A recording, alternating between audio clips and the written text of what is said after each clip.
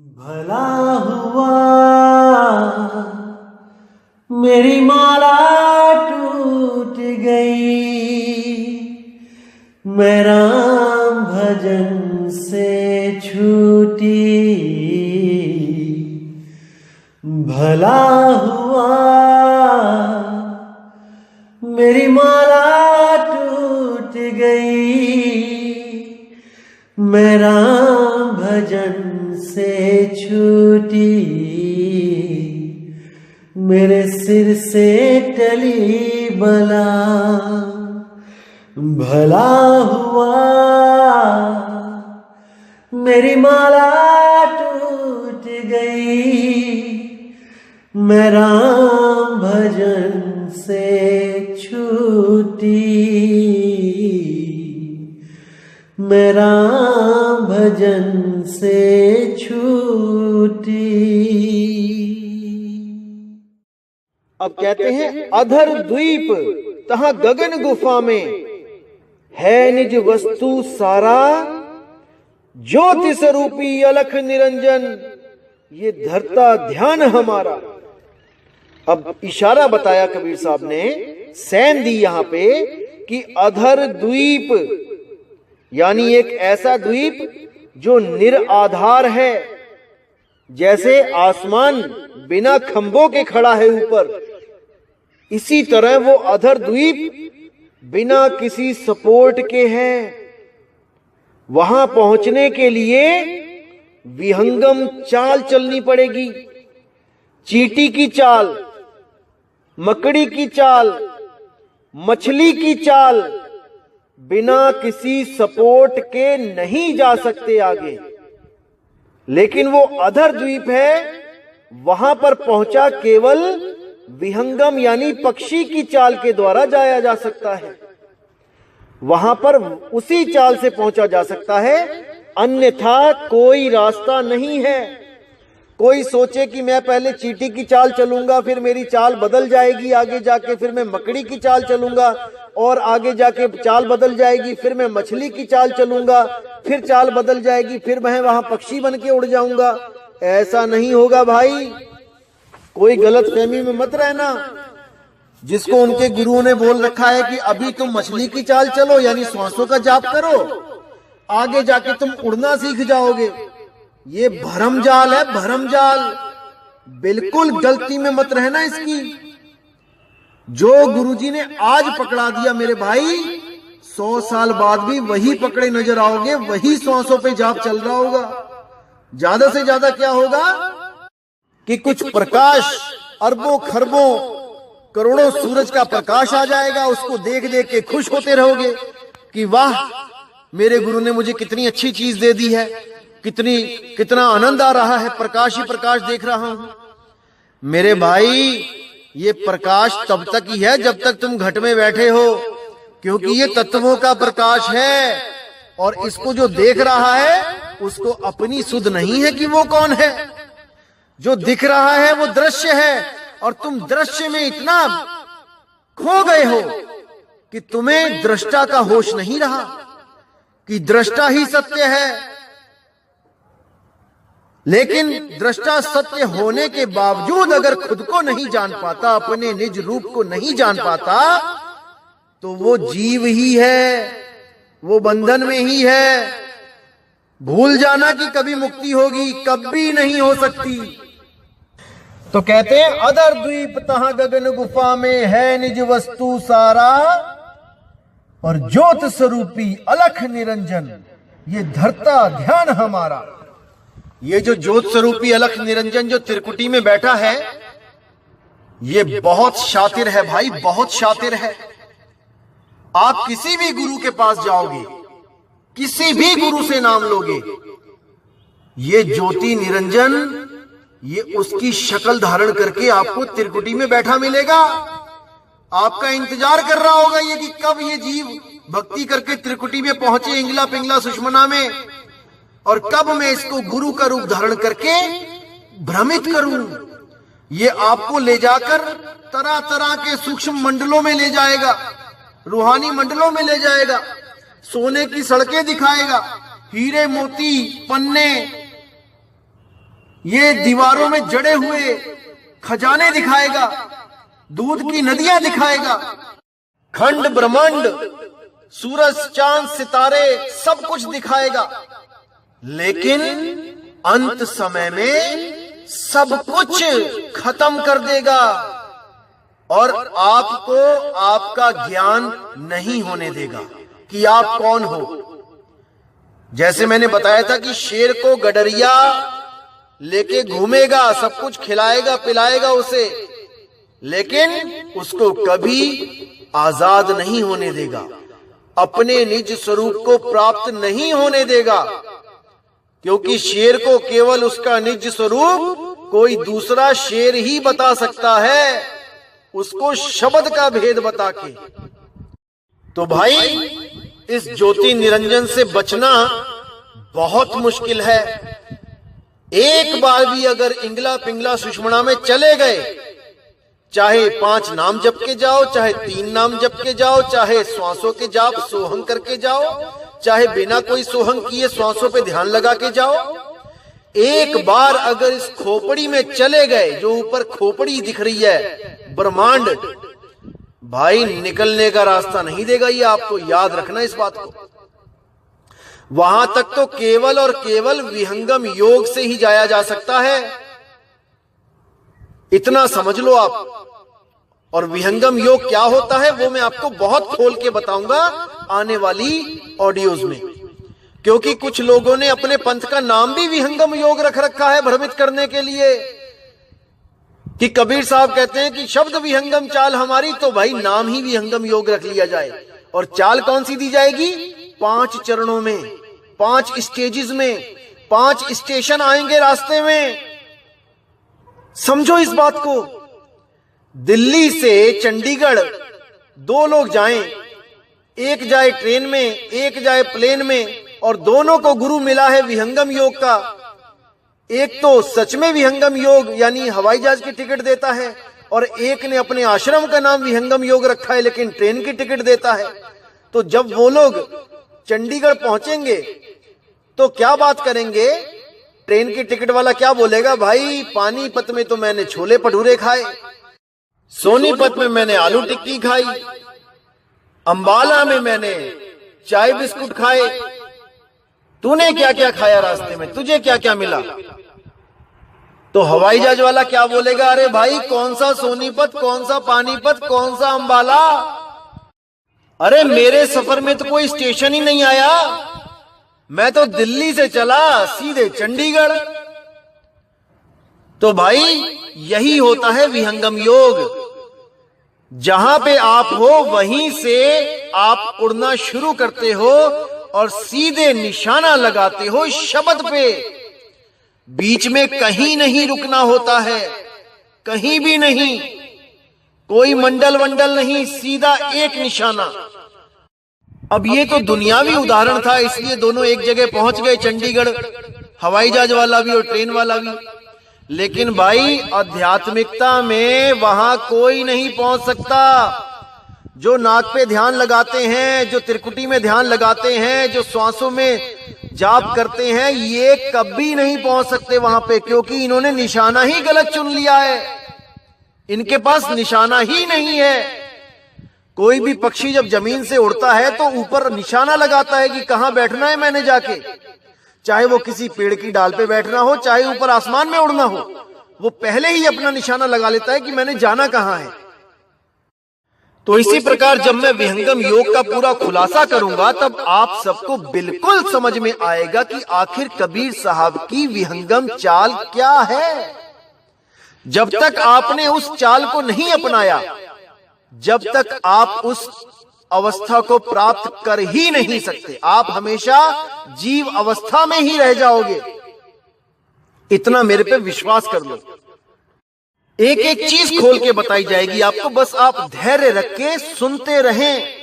अभी केवल सुने, अभी आप इतने मजबूत नहीं हुए हो कि किसी के भ्रमित करने पे आप भ्रमित ना हो, वो अभी आप भ्रमित हो जाओगे। इसलिए अभी कुछ मत करो, बस सुनो, केवल मुझे सुनो, और अगर कोई मेरे खिलाफ बोलता है तो उसको भी सुनो, पूरा मन लगा के सुनो और देखो कि चालाकी कहां पे की जा रही है। आपको रास्ते से कौन हटा रहा है, सत्य के रास्ते में अड़चन कौन पैदा कर रहा है, धुरधाम तक जाने के लिए, निज नाम को प्राप्त करने के लिए जो बीच में अड़चन आ रही है वो कौन पैदा कर रहा है। इसको समझो, कौन आपका हितैषी है और कौन आपको भरमाने वाला है, ये आपने फैसला करना है।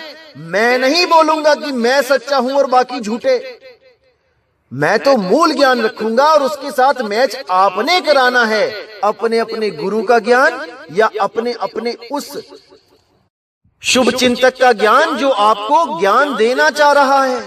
अगर कोई भी आपको ज्ञान दे रहा है तो बहुत अच्छी बात है, आपको वो थोड़ा ऊपर ले जाने की कोशिश कर रहा है, जहां पे आप इस वक्त हो उससे ऊपर ही ले जाएगा वो, कोई बात नहीं।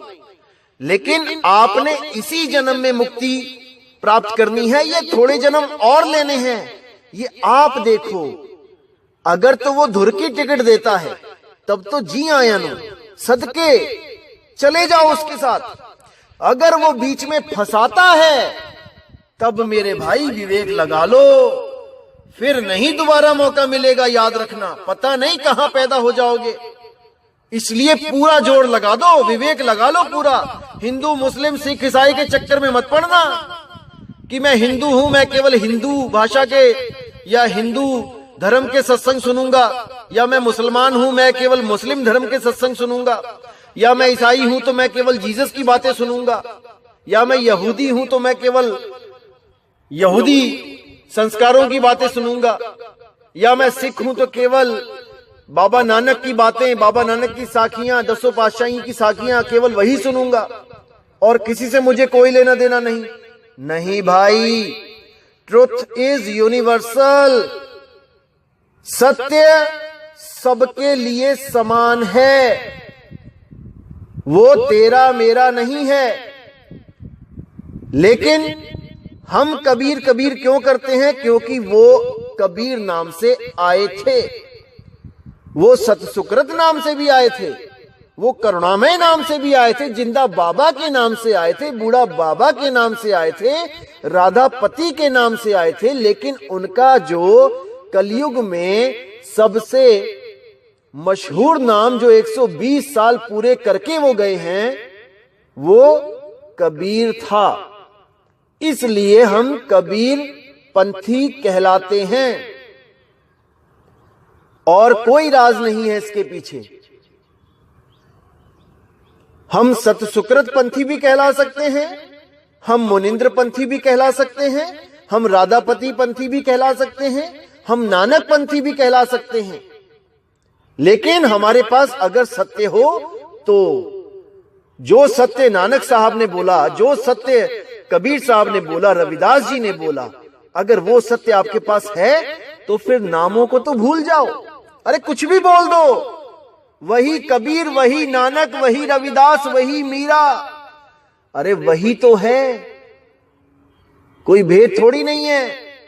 अगर पानी का गिलास आपके पास है तो इसको वाटर कह के पियो, जल कह के पियो, नीर कह के पियो, तोय कह के पियो, जौल कह के पियो, जैसे मर्जी पियो, पर पानी होना चाहिए पास। और पानी नहीं है तो चाहे सारे ही नाम जप लो, गला गीला नहीं होने वाला, नहीं होने वाला। तो कहते हैं अधर द्वीप तहां गगन गुफा में है निज वस्तु सारा। जो सार वस्तु है, वस्तु की बात हो रही है यहां पे। अरे वस्तु कहीं ढूंढे कहीं कैसे लागे हाथ, और गुप्त वस्तु तब मिले जब भेदी लीजे साथ। अब वस्तु कहां पे है? अधर द्वीप। अधर द्वीप कहां पे है? एक ऐसा द्वीप जहां पर कोई सपोर्ट नहीं है, यानी इस शरीर में जितने भी चक्र हैं एक दूसरे की सपोर्ट में हैं। मूल चक्र की सपोर्ट में स्वादिष्टान है, स्वादिष्टान की स्वादिष्टान से ऊपर विशुद्धि चक्र है, ऊपर अनाहत, कंठ चक्र, आज्ञा चक्र, ये सारे चक्र एक दूसरे की सपोर्ट में हैं। और ये चक्र सब जाते हैं सहस्रार तक, दसम द्वार तक। तो दसम द्वार पे जाके सब कुछ खत्म हो जाता है, 3 लोक खत्म हो जाता है। लेकिन इस 3 लोक में वो सार वस्तु नहीं है। कोई कहे श्वासों में सार है, तो नहीं है। अरे श्वासों में सुरति है, वो तो कैदी है, बंधन में है। सुरति फंसी संसार में, तासे पर गई दूर, सुरति बांध स्थिर करो। 8 पहर हुजूर, कहां पे स्थिर करोगे भाई? सुरति और श्वासा का ही तो बंधन है, यही तो जन्म मरण का कारण है।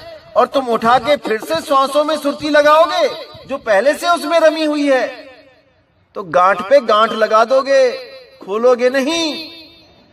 तो ऐसा गुरु चाहिए जो उस सुरति को श्वासों में ना लगा के सीधे सार वस्तु में लगाए, उस सार वस्तु का ध्यान करवाए जो अधर द्वीप में है। जब नामदान दिया जाता है तब वो अधर द्वीप लखाया जाता है कि वो कहां पे है, कैसे मिलेगा वो, जहां पे सार वस्तु पड़ी है। और जब उस सार वस्तु, सार शब्द का आप ध्यान करोगे सुरति के द्वारा, तब आप शब्द ही हो जाओगे। क्योंकि जहां आशा तहां वासा, जिस चीज का आप ध्यान करोगे उसी का रूप हो जाओगे। इसीलिए ये गुरुआ लोग क्या करते हैं, क्योंकि शब्द तो इनके पास है नहीं, ये क्या करते हैं, अपने अपने शिष्यों को कहते हैं गुरु का ध्यान कर, गुरु का ध्यान कर। उससे एक फायदा तो होता है कि जो गुरु का ध्यान करते हैं तो गुरु है 5 तत्व संपूर्ण, इंसान है। अब सुरति अगर इंसान का ध्यान करेगी, अपने गुरु का ध्यान करेगी, तो भाई 5 तत्व में आएगी, इंसान जन्म मिलेगा अगर भक्ति करेगी साथ में। और अगर केवल अपने पत्नी का, पुत्रों का, जो 5 तत्व के हैं उनका सिमरण करेगी, लेकिन उनके सिमरण में काम, क्रोध, लोभ, मोह, अहंकार, जो 5 विकार होते हैं वो आ जाते हैं। पुत्र को करेगी याद विकार, मोह के कारण, तो भाई वो सूरी बनेगी, सुअर बन जाएगी। लेकिन गुरु को याद करते हैं भक्ति के कारण, नाम जपने के कारण, तो 100 में से 1, 2, 3, 4, 5% चांस होते हैं कि अगर अच्छा जीव है, किसी को दुख नहीं देता है, किसी की जमीनें नहीं हड़पी हैं, किसी का पैसा नहीं खाया है, तो परमात्मा एक बार और जन्म दे देता है कि चल भाई एक मौका और ले ले। सतगुरु को पहचान के इस बार नाम में गलती मत करना, सही नाम लेना, तो उस पर दया हो जाती है। लेकिन अगर सारे कर्मकांड कर रहा है और सोच रहा है मैंने गुरु नाम का धारण कर लिया है, भक्ति की नहीं, मूर्तियां पूज रहा है, बलियां दे रहा है बकरों की, दारू पी रहा है और चढ़ा रहा है, और बना हुआ है साध संगत वाला, सब सफेद कपड़े पहन के घूम रहा है, तब 84 में जाएगा भाई, कोई नहीं रोकने वाला। तो आगे क्या कहते हैं साहेब कि ज्योत स्वरूपी अलख निरंजन ये धरता ध्यान हमारा। जिस अलख निरंजन की सब पूजा कर रहे हैं, जिस ज्योत स्वरूपी का सब ध्यान धर रहे हैं, ये जितने भी पंथ हैं जो त्रिकुटी में ध्यान लगवाते हैं, ये सब उसी ज्योत निरंजन, काल निरंजन का ध्यान धरते हैं। अरे वो भी मुझसे ताकत लेके अपनी दुनिया चला रहा है, वो भी मुझसे शक्ति मांगता है, मेरा ध्यान धरता है, तब आगे ये माया और 3 गुण काम करते हैं शरीर में। नहीं तो अगर मैं शक्ति देना बंद कर दूं तो ये भी मारा जाता है, ये भी मर जाएगा। और इसको मारना ही है अपना विचार करके कि आप कौन हो। ओहम सोहम तत्व विचारा और बंक नाल में किया संभारा, मन को मार गगन चढ़ जाई, मान सरोवर पैठ नहाई। जो सार का सिमरन दिया जाता है उसका सिमरन करके ये मन मर जाएगा हमेशा के लिए, लेकिन उसमें एक मेक होना पड़ता है भाई, चतुराई नहीं चलेगी। जब उसका सिमरन करोगे उस सार वस्तु का, तो ये इंद्रियां शिथिल होने लग जाएंगी, ये ऐसे होने लग जाएंगी जैसे कोई फूला हुआ गुब्बारा पिचक जाता है, ये थकने लग जाएंगी, ये मरने लग जाएंगी।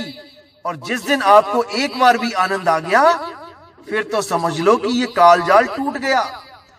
फिर सुरती इन इंद्रियों के बस में नहीं आएगी।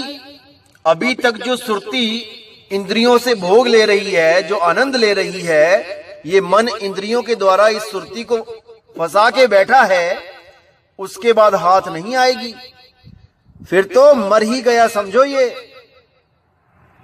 तो आगे साहिब क्या कहते हैं, अब कहते हैं अधर द्वीप हाड चाम लहू ना मेरे, कोई जाने सतनाम उपासी, तारन तरन अभय पद दाता, मैं हूं कबीर अविनाशी, मैं हूं कबीर अविनाशी। मतलब कि मेरे हाड चाम लहू श्वास कुछ नहीं है मेरी। कोई सोचे कि मैं श्वास हूं और मैं हर घट में श्वास में हूं, यह भी नहीं है भाई, भूल जाओ इसको भी। मैं पांच तत्व का हूं ही नहीं, तो मैं श्वासों में कैसे हूं, मैं मिट्टी में कैसे हूं, मैं अग्नि में कैसे हूं, मैं जल में कैसे हूं, मैं नहीं हूं।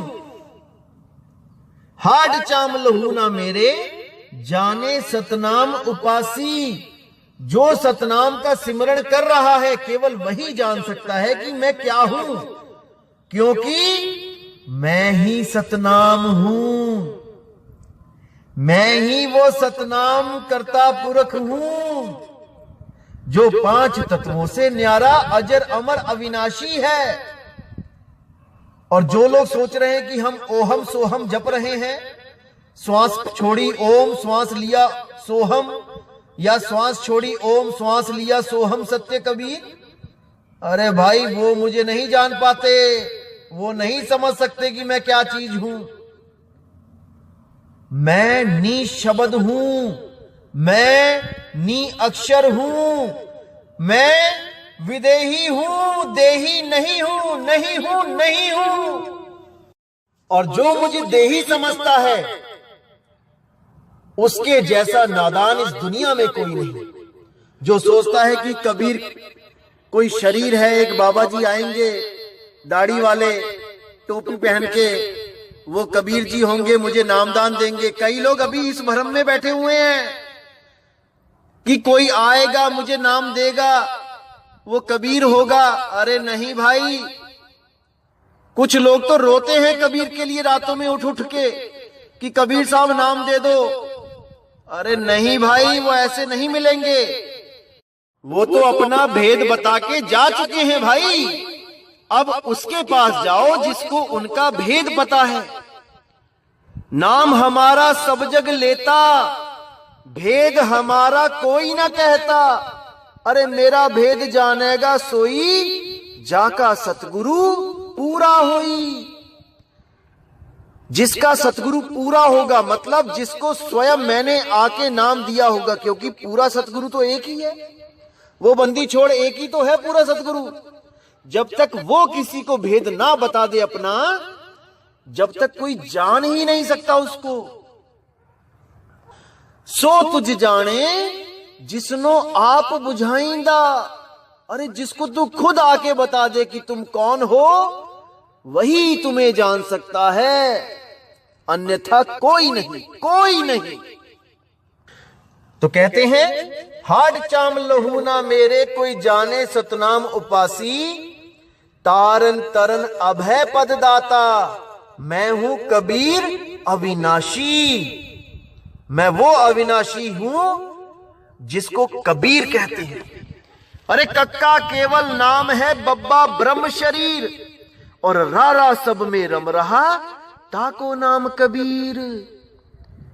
वही अविनाशी है जो अपना नाम कबीर रख के आ रहा है। असल में उसका कोई नाम नहीं है, वो अनाम है, लेकिन हम लोग की वजह से उसने अपना नाम कबीर रखा है। तो एक आरती में भी आता है कि अविनाशी की आरती गावे सत्य कबीर। तो कोई मुझे बताए कि कौन है वो अविनाशी जिसकी आरती स्वयं सत्य कबीर कर रहे हैं। जो लोग कहते हैं कि नहीं नहीं नहीं, कबीर साहब ही सत्पुरुष हैं जो बैठे हुए हैं तख्त पे परमात्मा बन के, वो किसकी आरती गा रहे हैं भाई? अब उनसे भी बड़ा अविनाशी कौन आ गया?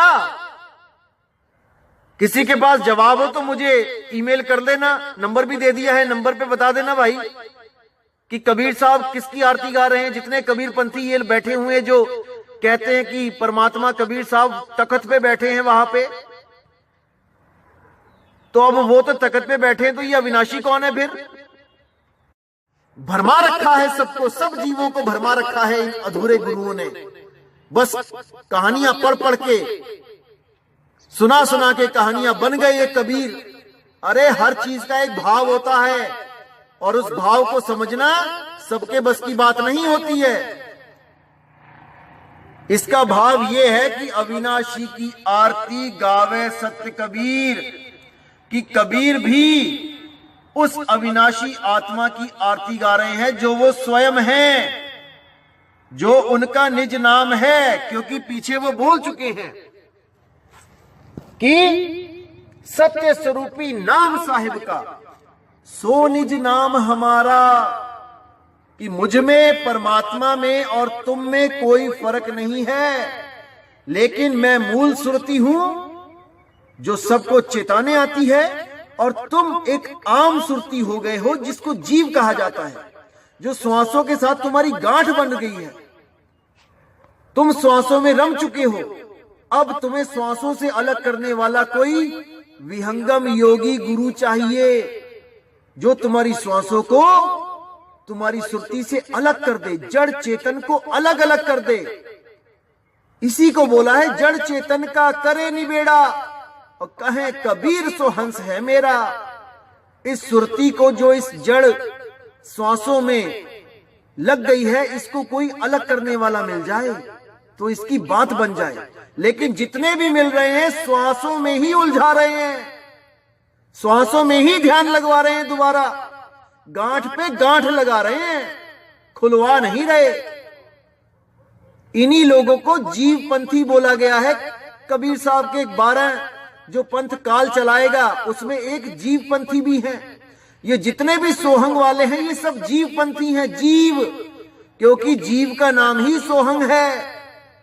और यहां पे सोहंग सोहंग करने नहीं आए हैं हम, जीव जीव नहीं करने आए हैं यहां पे।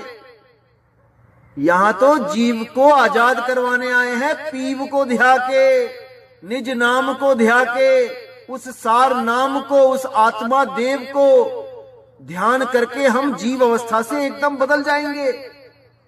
ये जड़ और चेतन का जब गांठ पड़ती है तब जीव कहलाते हैं, और लेकिन जब जड़ और चेतन खुल जाते हैं और निज नाम में जब सुरती समाती है तो वही जीव आत्म अवस्था को प्राप्त करके हमेशा के लिए मुक्त हो जाता है। इसको समझ लो अच्छी तरह। जो भी तुम्हें जीव बनाने की कोशिश करे, जीव तो तुम ऑलरेडी हो, लेकिन तुम्हें दोबारा जीव का नाम दिया जाए सोहंग जपने के लिए, बिल्कुल मत भरमना मेरे भाई। हजारों गुरु बैठे हैं सोहम नाम देने वाले, केवल कबीर पंथ में ही नहीं है ये। किसी भी गुरु के पास, शिष्यों के पास जाके सोहम का नाम तो लेके देखो, कैसे चेहरे खिल जाते हैं सबके। हाँ जी हाँ जी हाँ जी, सोहम ही तो है। बिल्कुल नहीं, निज नाम की बात करो, सोहम की नहीं। मंत्र नहीं, सोहम सत्य कबीर। कुछ तो ऐसे पंथ चल रहे हैं जो आपको नाम भी देंगे जपने के लिए कि मुंह से जपो सोहम सत्य कबीर बंदी छोड़, और एक दिन वो बंदी छोड़ आएगा और आपको नाम देगा कि बताओ। ऐसे भरमा रखा इन लोगों ने। और चाल क्या बताएंगे कि पहले बुधा चक्र पे ध्यान लगाओ, लाल रोशनी होगी, फिर ऊपर चढ़ो, फिर और ऊपर चढ़ो, करते करते करते आज्ञा चक्र पे पहुंच जाओ, ज्योत के दर्शन होंगे, घंटा सुनाई देगा। अरे ब्रह्मा जी को भी घंटा ही सुनाई दिया था, घंटे की आवाज सुनाई दी थी, तब काल ने भरवा दिया था उनको। कबीर साहब समझाते रहे कि ब्रह्मा ये निज नाम नहीं है, लेकिन काल ने क्या किया, घंटे की आवाज सुना दी। अनुराग सागर में पढ़ो, जिस घंटे की आवाज को आप लोग कान बंद करके सुनने की दिन रात कोशिश कर रहे हो, वो तो ब्रह्मा जी को वैसे ही सुना दी थी काल ने, और ब्रह्मा की बुद्धि फिर गई। साफ लिखा है वहां पे, मैं फोटो भी शेयर करूंगा अनुराग सागर की। जब ब्रह्मा की बुद्धि फिर गई, कबीर साहब की बात ही नहीं मान रहा है उस घंटे को सुन के, तो आप लोग जब सुनोगे तो क्या आपको ज्ञान हो जाएगा? आप ज्ञानी हो जाओगे क्या? इतनी भी बुद्धि नहीं लगा रहे हैं। और बड़े बड़े पंथों ने तो अनुराग सागर तक नहीं छापी है कि हमारे भेद ना खुल जाए। बातें करेंगे कबीर की कि हम भी कबीर हैं, और उनका ग्रंथ भी नहीं छापते अनुराग सागर। और जिन लोगों ने छापा है उनका क्या हाल है वो भी आपको आने वाले ऑडियोज में बताऊंगा कि कितना जाना उन्होंने कबीर को। छाप तो दिया कबीर कबीर, खुद को कबीर घोषित करवा दिया कि जैसे संत कबीर परमात्मा का रूप है, हम भी परमात्मा के रूप हैं। लेकिन जान नहीं पाए कि कबीर साहब सिमरण किसका करते थे। तुम तो 5 नाम ही जप रहे हो भाई, उसी काल निरंजन ज्योत निरंजन के। कबीर साहब ने नहीं जपे थे। यह भी भेद मैं खोलूंगा आने वाली ऑडियोज में कि क्या हाल है इन लोगों का। तो साहिब कहते हैं कि जो मुझे जानता है वो ये बात कभी नहीं कहेगा कि मेरा कोई शरीर है, कि मैं कोई दाढ़ी वाला बाबा हूं, कि मैं कोई टोपी वाला बाबा हूं। कभी नहीं।